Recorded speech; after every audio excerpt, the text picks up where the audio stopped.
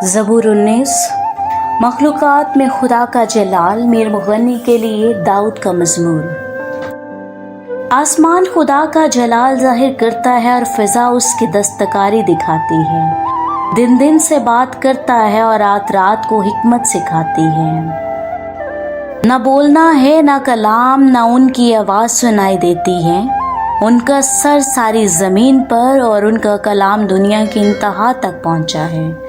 उसने आफ़ताब के लिए उनमें खैमा लगाया है, जो धूले के मानिद अपने खिलवत खाना से निकलता है और पहलवान की तरह अपनी दौड़ में दौड़ने को खुश है। वो आसमान की इंतहा से निकलता है और उसकी गश्त उसके किनारों तक होती है, और उसकी हरारत से कोई चीज़ बेबहरा नहीं। खुदावन की शरीयत का माल है, वो जान को बहाल करती है। खुदावन की शहादत बरहक है, नादान को दानिश बख्शती है। खुदावन के कवानीन रास्त हैं, वो दिल को फरहत पहुँचाते हैं। खुदावन का हुक्म बेऐब है, वो आंखों को रोशन करता है। खुदावन का खौफ पाक है, वो अबद तक कायम रहता है। खुदावन के एहकाम बरहक और बिल्कुल रास्त हैं। वो सोने से बल्कि बहुत कुंदन से ज़्यादा पसंदीदा है।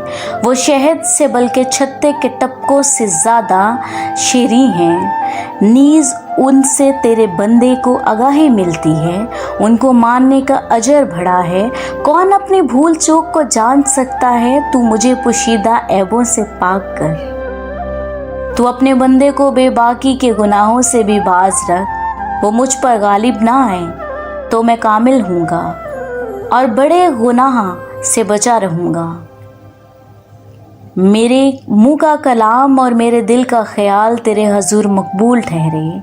ए खुदावंद मेरी चट्टान है, मेरे फिदिया देने वाले। पाक कलाम का पढ़ा और सुना जाना हम सब के लिए बाइस से बरकत साबित हो। आमीन।